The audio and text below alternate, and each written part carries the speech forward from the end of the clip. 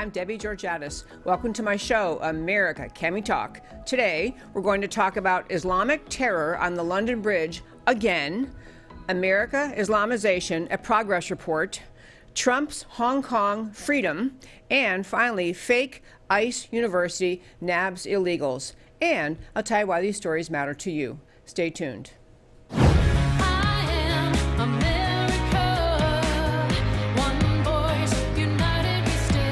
Debbie Georgatos, host of America Can We Talk, is an author, attorney, and political analyst whose mission is to inspire the American political conversation about preserving liberty in the best country on earth. Hello again, and welcome to my show, America Can We Talk? I'm Debbie Georgatos, and welcome to today's First Five. Everyone in America paying attention realized that there was another terror attack on the London Bridge this past Friday. And I want to talk about that, not just about all of the hints America can learn about how to handle and prevent terrorism, but some of the actual details related to this particular jihadist and the astonishing unwillingness of Western civilization to say what the problem is. But let me start with Matt, the extremely wonderful producer. I have a clip. This is actually, if you didn't know, the man who was arrested, who stabbed to death 2 people, injured 3 others on the London Bridge this past Friday. His name is Usman Khan, or was Usman Khan. The police did shoot him. He is a Muslim and a terrorist, a jihadist. And I want to start with Matt. There's a clip of him where he was talking from this is a short clip. This is clip 3. This is the gentleman who was, this is a statement he gave to the media back when he was first arrested for terrorism, or first actually questioned about terrorism, from 2008. Here is the London Bridge killer Usman Khan in 2008. I've been born and bred in England, in Stoke-on-Trent and Cobridge, and all the community knows me, and they will know, if you ask them, they will know, like these labels what they're putting on, like terrorist, this, that, they will know I ain't no terrorist. Yeah, I ain't no terrorist, that's his language. So this little clip came from a time period back in 2008 when this man, Usman Khan, along with 7 other people, had been investigated by the police looking into an alleged terror plot. This terror plot involved a plan to blow up the London Stock Exchange.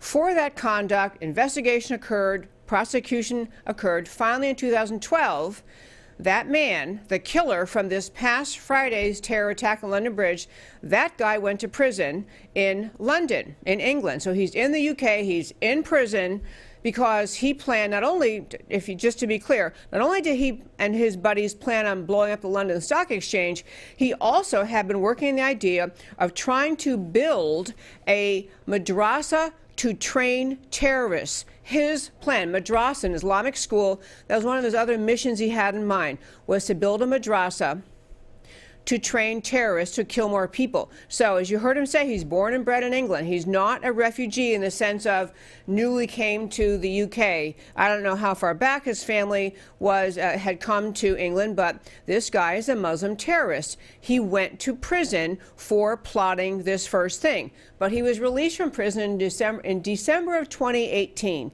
Released from prison, and in part released because an appellate court judge in the UK system had ruled that it wasn't really fair that he got kind of this indeterminate sentence. He had to be sentenced the way the other people that he was involved terrorizing people, those other people, what they got, he should have gotten too. So, of those 8 men who went to prison because they actually began the plot to blow up the London Stock Exchange, 6 of them are already out of jail. 6 of them are now loose in England somewhere. So when this guy was released in December of 2018, the conditions of his release required that he wear an ankle bracelet so that they can always keep track of him where he is.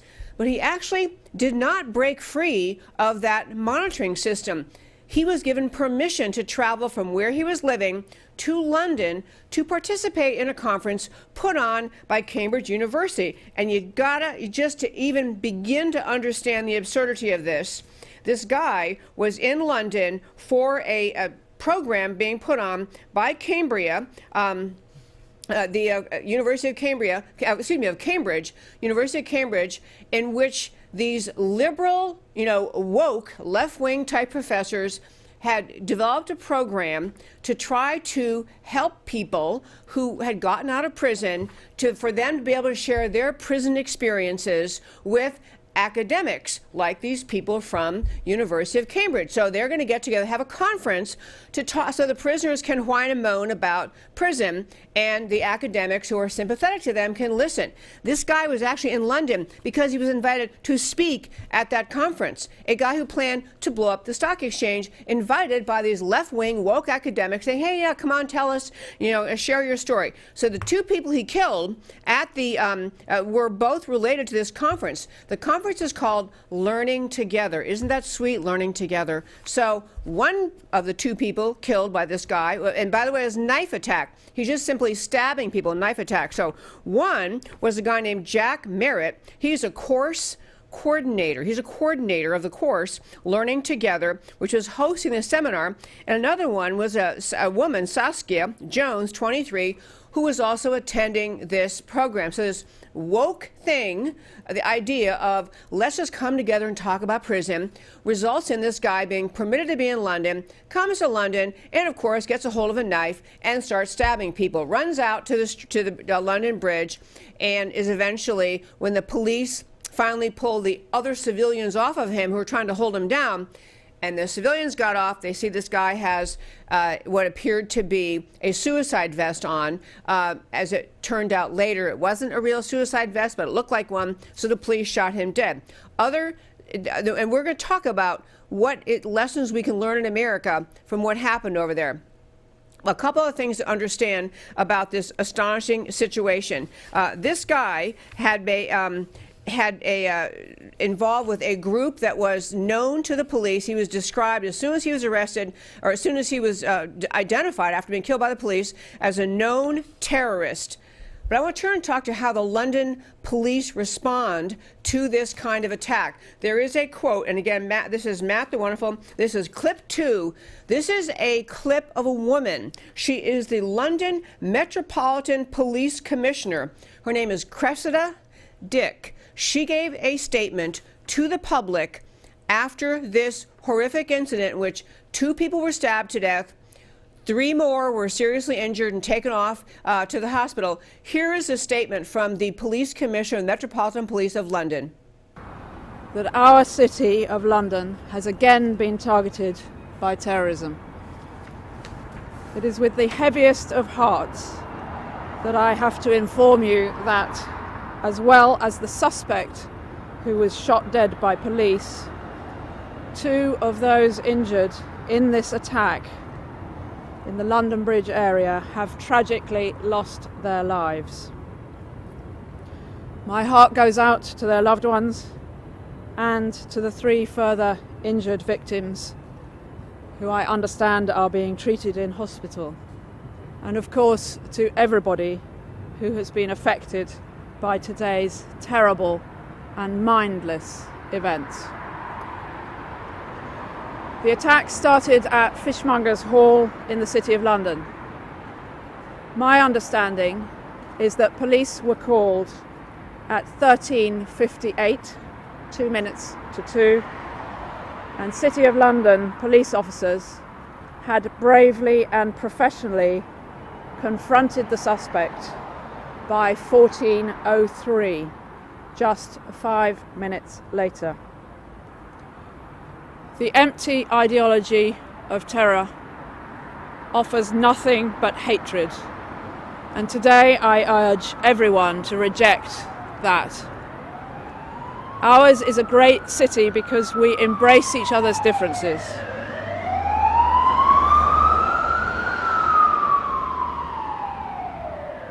We must emerge stronger still from this tragedy.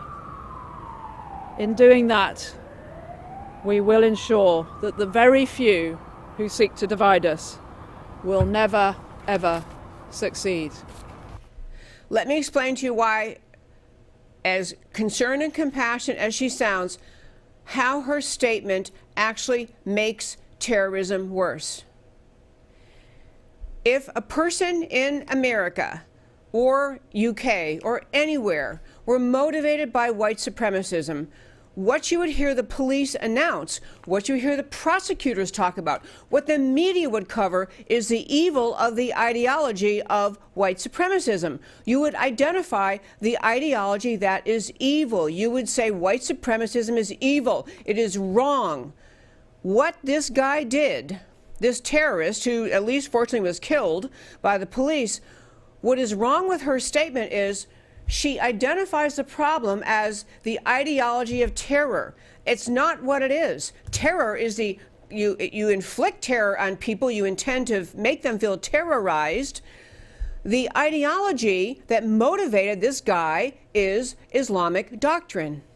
It's the very teachings of Islam in the Quran, in the life of Muhammad as recorded by scholars throughout the centuries, in the teachings in many mosques and by imams and by the mullahs in Iran. The teachings of Islam are the problem.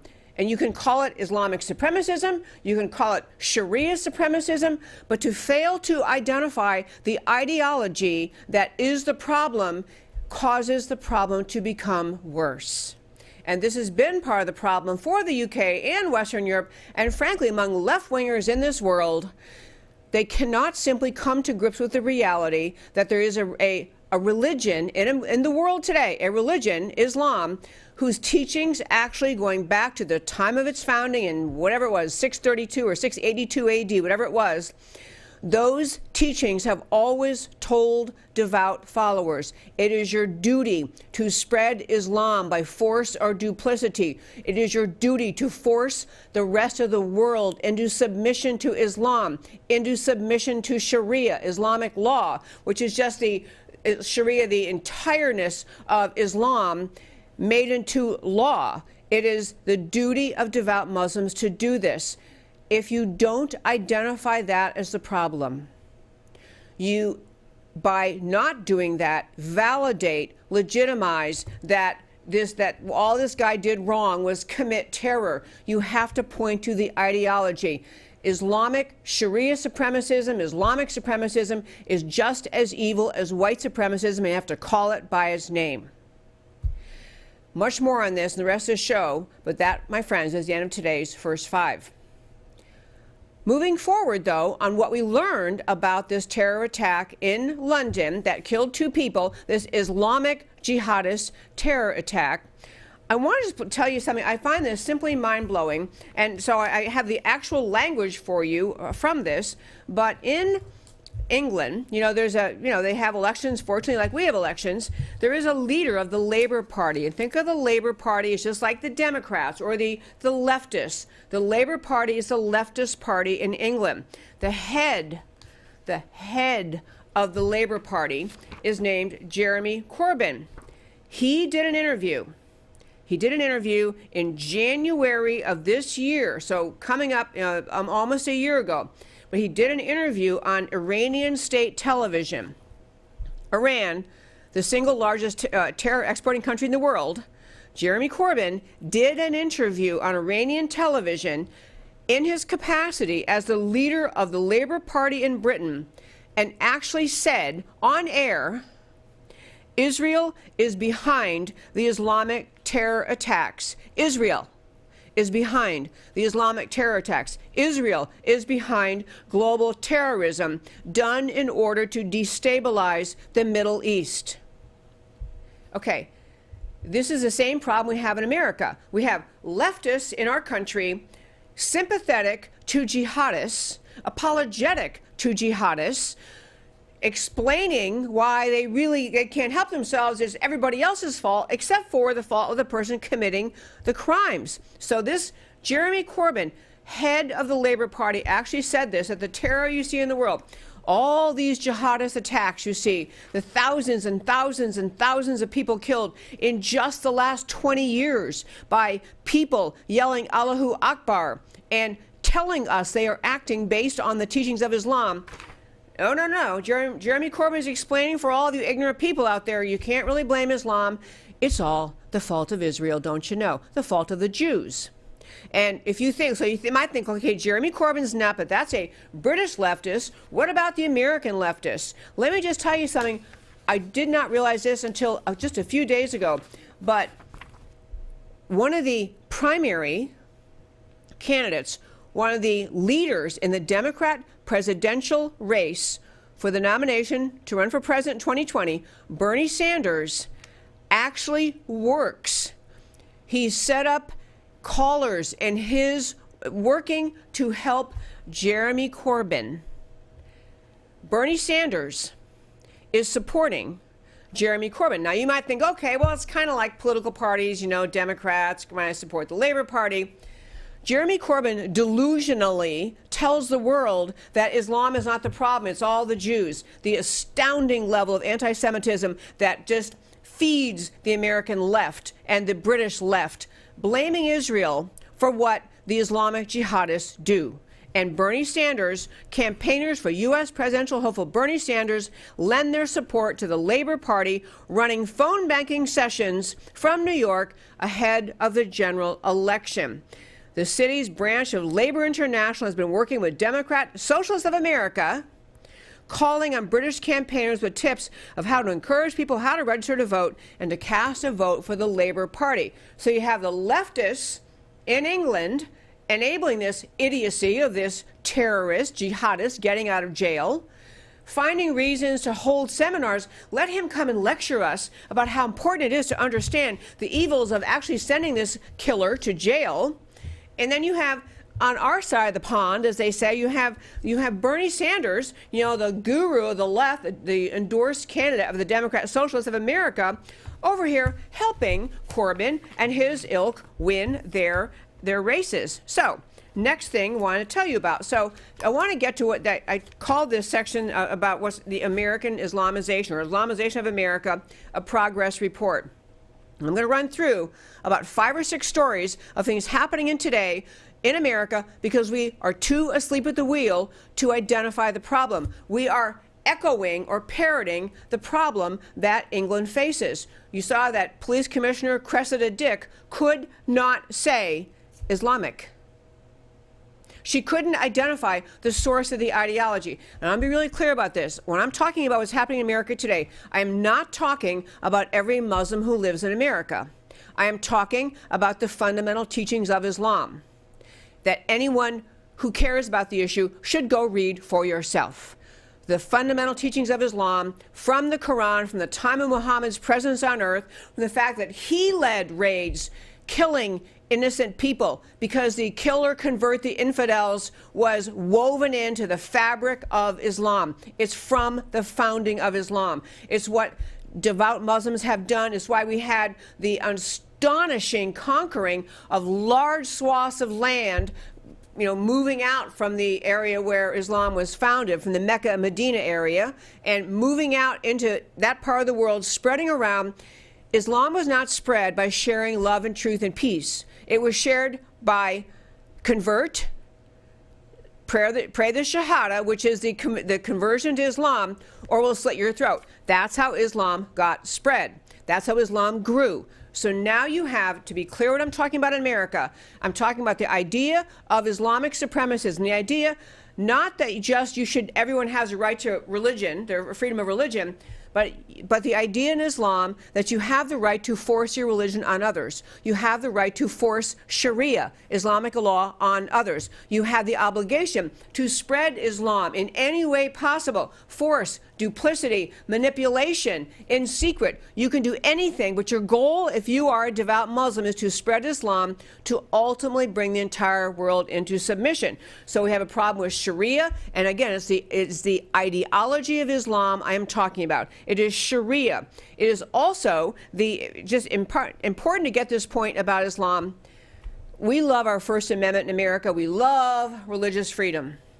But you need to understand that Islam is unlike any other religion on this planet. Islam has religious beliefs to it.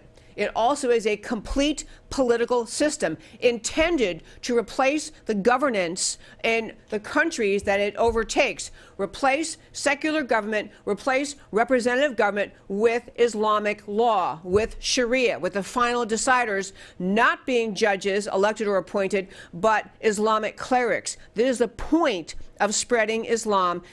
So it is not just a religion, it's a political ideology, it is a military ideology, it is a legal ideology. It is when you embrace all of Islam, you must surrender all other religions, all secular government. And I'm, again, not saying every Muslim in America is engaged in this, but the ones who engage in the conduct we're going to talk about are on this path. So, to hit a few quick stories, within the U.S. Government, we have the Trump administration, who's been great on terror in some ways, great on trying to change or did change the standards about who can come here and the refugee status and the visas, and trying to be sure we don't bring more terrorists here.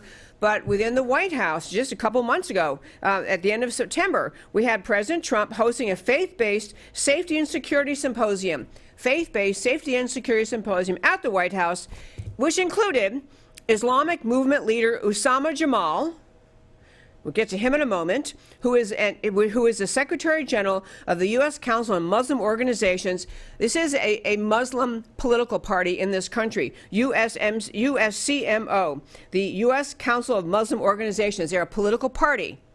They are tied at the hip to the Muslim Brotherhood, which is a terror-authorizing, terror-agitating, terror-urging organization. So Muslim Brotherhood gets behind the formation of a Muslim political party, and they're in the White House with President Trump. Also in the White House, you have the executive director of CARE, which you've heard me talk about many times on the show, the Council on American Islamic Relations. That guy, executive director, Nihad Awad.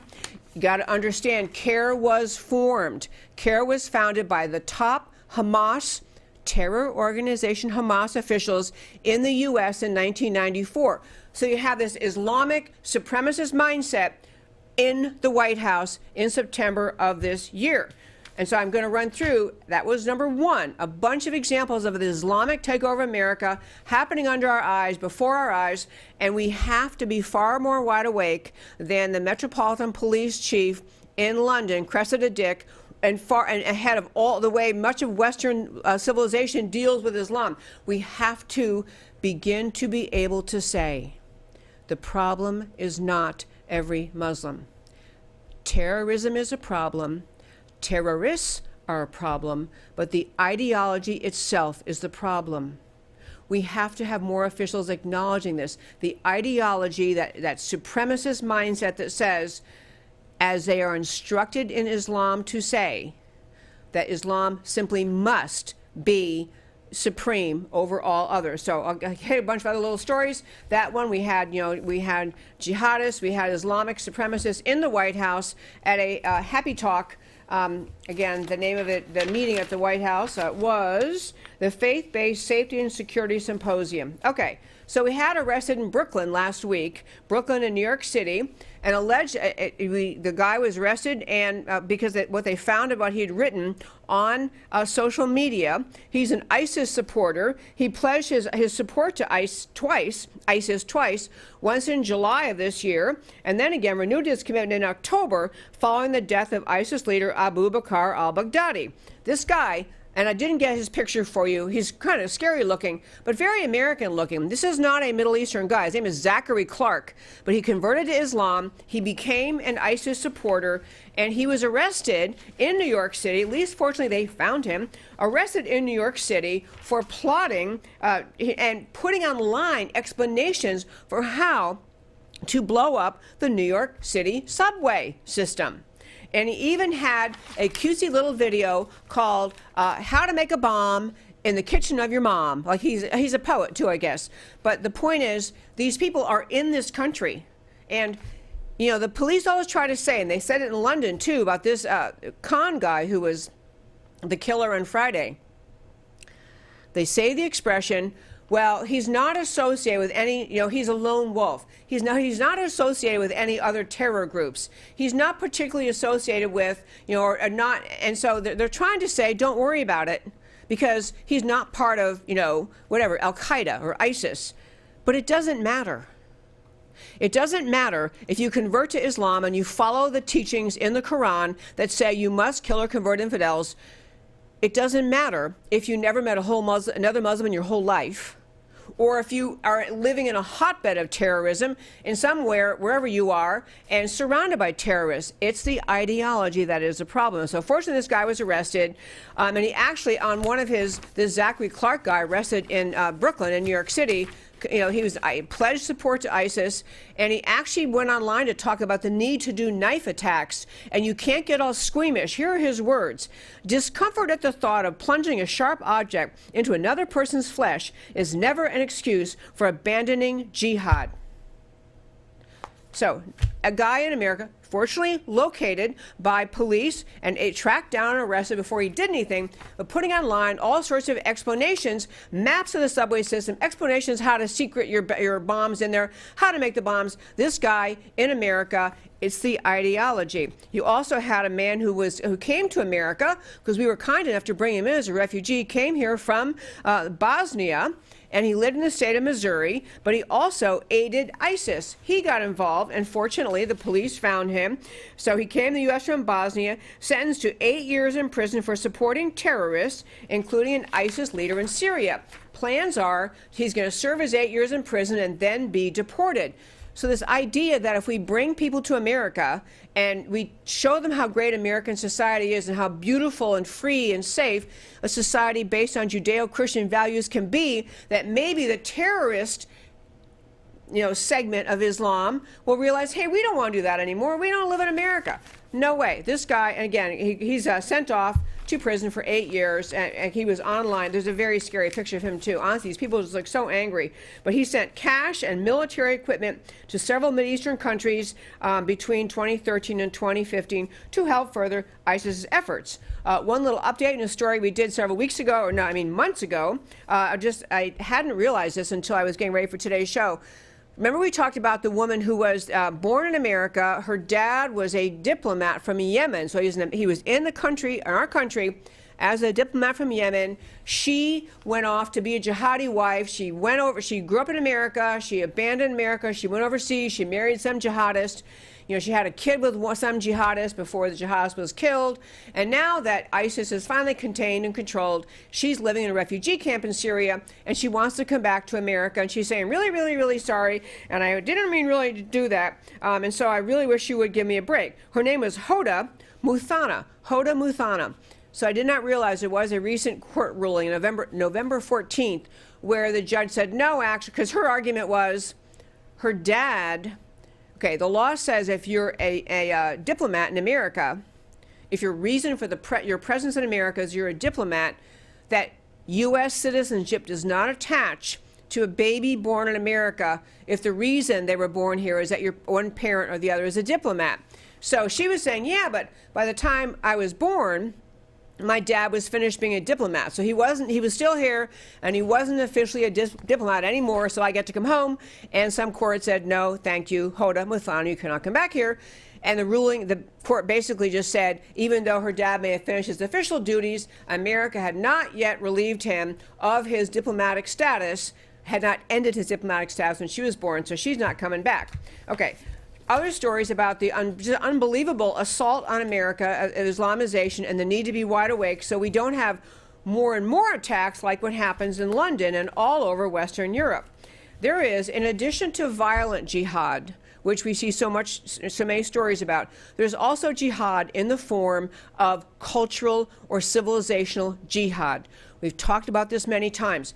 That term, civilizational jihad or civilization jihad, was a term created by the Muslim Brotherhood for the organizations they planted on the ground in America, a secret Muslim Brotherhood document that fortunately, through a long story I'm not going to go into today, but came to the attention of U.S. authorities, was admitted into evidence in the federal prosecution of here in Texas, actually, just outside of Dallas, of one of the terror sponsoring organizations here in Texas. Point is, Muslim Brotherhood went to the trouble of writing a memorandum, an explanatory memorandum, in which they talked about how Islam is going to take over America. They use the expression civilization jihad. They're basically saying the Muslim Brotherhood is not strong enough to militarily conquer America, but we can conquer America through the use of civilization or cultural or civilizational invasion, adjustment, pressure is a combination of tactics. We've talked about in the show many times. If you're not familiar about this at all, you can email me at americacanwetalk@gmail.com. I can send you links to read so you get up to speed in this. But the point is, in Europe, we had various zones all over Western Europe and in England that are established as no-go zones. And they are zones in which Islamic refugees set up a concentrated area of just people who are adherents of Islam. And in those areas, slowly but surely, the refugees demand that Sharia be the law in those areas instead of the law of whatever their host country is. And so we have these all over Europe, all over the UK. Great book written by Raheem Kassam called No-Go Zones. If you haven't read that, you got to read it because he documented it. In fact, he documented it so thoroughly that Angela Merkel, the head of Germany, had to say, she had previously been saying in the press, there are no such thing as no-goes. That's just baloney. He made that up. So Raheem Kassam researches, goes and visits them, writes down the facts and the descriptions and the details all over Europe, including Germany, forcing Angela Merkel to say, actually, yes, we do have no-go zones. They say no-go, meaning they are deciding Sharia is in place there in those zones and that the law of the land doesn't apply, and therefore the police cannot enter without permission of the leaders of those Sharia-compliant communities. The police can't enter, fire people can't enter, emergency crews can't enter.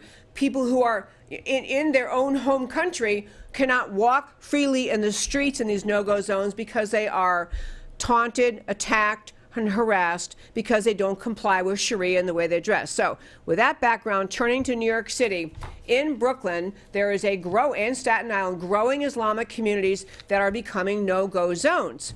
One thing in particular that happened, and I got to give great credit to the Clarion Project. If you don't ever go to the Clarion Project, it's clarionproject.org, and they did a big long piece about the Muslim Community Patrol and Services. So I want to show you first. Matt the Wonderful has a clip I sent, a picture I sent him. The first one, let me make sure. This is clip 4. Quick picture to show you what clip 4 is. This is a picture of the way police cars look in New York City. That's a New York City police car. Clip 5 is the Muslim patrol car. So we get clip 5 up there, the Muslim patrol car. Same color, same look. So what is happening in neighborhoods in Brooklyn and in Staten Island is that Muslims are putting in place their own patrol cars and patrolling the areas they're claiming as their own. Now, they tried to say in the beginning, it's just to help the police because, we can drive around and, we speak the language, the people are more comfortable, they'll open up to us, we're trying to help the police. And then they got into saying, well, no, we're kind of more here to protect the Muslim community. We don't know who might try to hurt them, so we're here to protect them. But there was a great story in Clarion, it's linked on our website, americacanwetalk.org, on the homepage, under shows, drop down list of links. In this story, Clarion reports about a meeting that was held among Muslim leaders of the mosques, the imams, and leaders within each of those mosques held a big meeting in New York City to argue about this Muslim Community Patrol and Services, MCPS, because the people who put it in place were wanting those patrol cars to patrol every area they're trying to stake out as Muslim only or going to turn into a no-go zone. Some of the mosques were saying, hey, you know what? Some of our people aren't that comfortable. So we don't really want, we didn't invite you guys in our neighborhood. We don't really want this. I just want to tell you, so they had in this meeting of all these leaders of the mosque in New York City, Clarion Project had someone who was there undercover and listening to the meeting, reporting what was happening. And the bottom line, there's a lot to learn about this story, but the bottom line before I shift off my next story for today is this.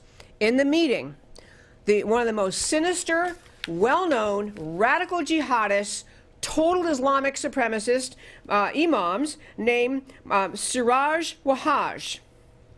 Siraj Wahhaj, in the meeting, is saying, no, The purpose of these Muslim patrol cars is to enforce Sharia, is to make sure that young men aren't drinking alcohol. You can't drink alcohol in Islam. Young women are properly covered. This is the beginning of Islamization in America. So these kind of cars, this kind of attitude, and how America responds to it. Last piece on the Islamization of America, and I know I ran through a bunch, but they're really important to understand. Two last pieces. One is the astonishing millions and millions and millions of dollars being spent by Sharia-compliant Muslim-majority countries like Saudi Arabia and Qatar, or Qatar, however you want to say it, Qatar. Those two countries and other Islamic majority Sharia-compliant countries are spending millions and millions of dollars investing in American universities so that the universities, and these are stellar, premier universities, ones where parents would be so proud your kid was accepted. Wow, this is so cool. Junior got into this great school. Setting up Islamic centers supposedly for the purpose of helping to spread love and understanding and respect for Islam and mutual respect, Islam and Christianity, or Islam and Judeo-Christianity. And the point of it really is they are teaching there is another form of Islamization, another form of deluding America into thinking that Islam is a religion of peace and that all the jihadists, whatever they do, is somehow contorting Islam. It is to spread not just understanding, but the eventual use, as I said, early on in this discussion, the point of Islam is to spread Islam by force, duplicity, or any other means necessary to bring the world into submission to Islam. There are thousands, in fact, hundreds of thousands, maybe millions of Muslims who still think this can happen. This is Islamization of universities. Last story, in the college called Oberlin in Ohio, they had the Islamic Student Organization put up statues honoring 6 murderous jihadists. I want you to think about if some student group put up statues honoring, white supremacists or, Nazis or black nationalists, anyone with a racist, murderous intent. It wouldn't be permitted. It wouldn't be tolerated. But Oberlin, a radically left school anyway, they let the Muslim Student Organization erect statues to honor murderous jihadists. Friends, I'll close out this segment by saying this. It's not like the evidence is not right in front of America. We do have a choice of the future of our country. We do have a choice of how firmly, strongly, and resolutely we're willing to say publicly there will never be Sharia in America. No Sharia allowed. Sharia is inconsistent with our Constitution, it's inconsistent with our rule of law, and we're never going to permit Sharia here. We need to have more and more politicians, elected officials saying that the ideology of Islam, the conquest ideology of Islam is evil. It needs to be called evil. The conquest ideology of Islam must be called out as evil. When people commit jihadist terrorist attacks, we can't just say terror. The ideology of terror, we have to name it for the same reason we are right to name the evil of white supremacy, the evil of black nationalism. Call the ideology for what it is. Two last stories today, very quickly. One I want to hit is about Hong Kong. The ongoing protests over there, just three kind of great pieces about the Hong Kong situation. One is that in Hong Kong they had elections. I haven't done the show since last Wednesday, so it's almost a week, but they had elections, and the overwhelming outcome of the elections was that the Hong Kong people, shockingly, chose pro-democracy politicians, pro-democracy candidates. Hong Kong does not actually want to become part of China. They do not want to become part of the repressive communist regime. So Hong Kong voted overwhelmingly for pro-democracy candidates. Number 2, President Trump signed 2 bills that he actually managed to get out of Congress. So President Trump signed 2 bills. One was introduced by, amazingly, Florida Senator Marco Rubio, called the Hong Kong Rights and Democracy Act, basically recognizing that the Hong Kong people wish to live under democracy and freedom and not under the radical ugliness of communist China and communism. Second bill bans exporting items such as tear gas and rubber bullets to the Hong Kong police. So he's cutting off, to the extent we can, supply to the Hong Kong police of the weapons they use to repress the Hong Kong protesters for freedom. And the Hong Kong protesters, as you likely saw, burst into song, waving American flags, sing the American national anthem at a time when we have leftists in this country who are so profoundly anti-American, they can't stand the idea of America's goodness and greatness. They can't even admit that America is good and great. And those protesters in America, and I'm talking about the Occupy Wall Street types, the fascists that call themselves Antifa, and they're the fascists, the leftists enabled by leftism in this country, those people ought to take a page out of the playbook of the Hong Kong protesters, or even better, go over and live in communist China for a year, and you tell us what is so bad with freedom in America. Final story for today, just an entertaining little story before we get to why this matters to you. So, ICE, the federal government agency, Immigration and Customs Enforcement, their job is to locate, detain, and after following appropriate procedures, deport people who have no legal right to be here. Obviously, people with no legal right to be here don't stand up and raise their hand and say, here I am. They have to look for them. Many of the people with no legal right to be here are visa overstayers, meaning they came here legally with some visa to go to school. Most of them are to be students, but then they just don't go home when they're supposed to. So ICE set up a university in Michigan designed to entice these visa overstayers and other illegal aliens to register in the university. And these people, many of them, in fact, ICE managed over the weekend to arrest 90 foreign-born students who showed up to enroll at a fake university in Michigan, thinking they were showing up to get some advanced degree, and instead they showed up and were proven to be, or those who were not legally here were detained and will eventually be deported. But the catch and the funny thing in this story is this: Alexandria Ocasio-Cortez and other leftists are protesting this unbelievably cruel, how could you do this? You use such a mean-spirited trick and bring these people to Michigan. It's so mean, and they came here for an education, and just because they happen to be here illegally, so what? They want more education. Just let them go to the, well, why are you doing this? They were deploring that these people got caught. Ocasio-Cortez had some idiotic tweet. I decided not to share it with you, but, they all have these. We're so outrageous, it's so ridiculous.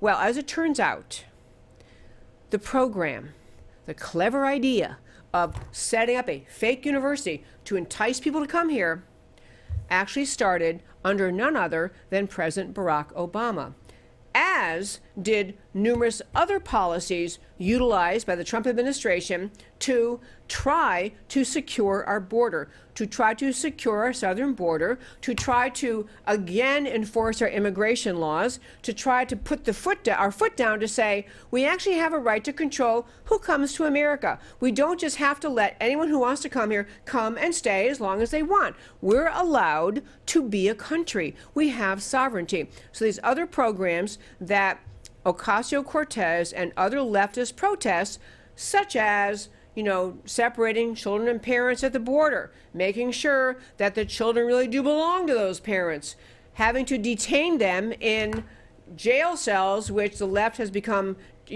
enamored with describing as cages, also an Obama policy. I'm getting at the idea that the left lives in this country to generate outrage, to make people feel angry about perfectly reasonable, legal, and vital steps we take to enforce the law. The left tries to get America agitated over the idea that we actually might check before potential child traffickers drag people into our country, and we don't even have the chance to figure out, is this really your child, or are you just trafficking this child? I mean, I guess I'm getting out to close out the show before we go to the why it matters to you, is this. We have an important obligation in our country. Our government does. President Trump has an important obligation to act as a sovereign leader of a sovereign nation. And that means enforcing the border. That means detaining people who try to sneak in. It means identifying people who come here. Do you have a legal right to be here or not? It actually even includes attempting to locate people who came to America, either never had permission to enter this country or came legally, but then overstayed their stay. The president, ICE, the Department of Homeland Security, our government, not only has the right to check out people who are here, to figure out who's legally here, and to deport those who are not, it has the obligation to do that. And despite all of the whining and moaning about what President Trump has done, the leftists complaining about him had not one word to say when the very same policies were put in place by their dear leader, former President Barack Obama. When dear leader Obama was president, untouchable, couldn't be criticized, nothing he did could be criticized, and therefore all these same programs that he did, there was just crickets, complete silence from the left. So I guess my final point in this before I go to my why it matters to you is this: don't get sucked in.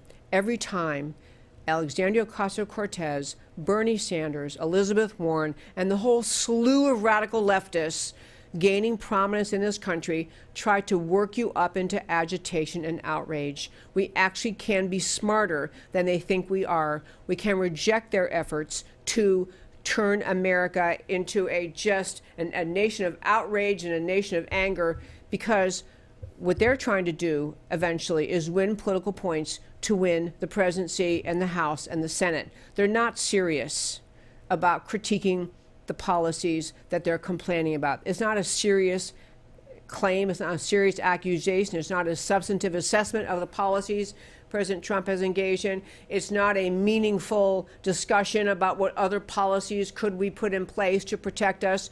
All their mindset is to denigrate the president and make people beyond just livid, beyond angry, in order to get rid of President Trump. We have to be the smarter American citizens that refuse to be drawn in by their perpetual outrage manufacturing. And now, my friends, I will tell you again why the stories we talked about today matter to you. To start with for today, the London Bridge terror again. British Islamic terrorist Usman Khan was convicted and jailed in 2012 for his involvement in an Islamic plot to bomb the London Stock Exchange. And the UK had evidence he wanted to set up a terrorism training madrasa. UK released him in December 2018. He committed terrorism in December 2019. Academics from the University of Cambridge set up Learning Together, organized to connect academics with those in the criminal justice system. Meeting that day at which Khan was allegedly set to speak, Khan was killed. He killed a course coordinator for Learning Together and an attendee. The politically correct Brits call this problem terror, avoiding speaking truth about what motivates this terrorism, which is Islamic supremacism ideology. This endangers citizens and emboldens Islamists because they're never called out. On this progress report in America and American Islamization, Brooklyn grows as a hotbed of Islamic radicalism. Oberlin College honors jihadists. Muslim Brotherhood in White House circles, and American University is taking money from Sharia supremacist regimes. It's not about people, Muslims. It's about theological ideas. It's about Islamic doctrine. Ideas matter. Ideas have consequences. Americans may not want to care about theology, but Islamists are going to make them care. Individual freedom and responsibility under a loving God is the American idea. Will Americans insist on protecting it? And on President Trump in Hong Kong, President Trump signed legislation insisting on China honoring Hong Kong's separate system. Hong Kong residents erupted with Trump support, waving the flag and singing the U.S. national anthem. This is what true freedom fighters look like. People who know firsthand the difference between communism, socialism, and state control, and freedom. If only American college students learned what Hong Kong residents know.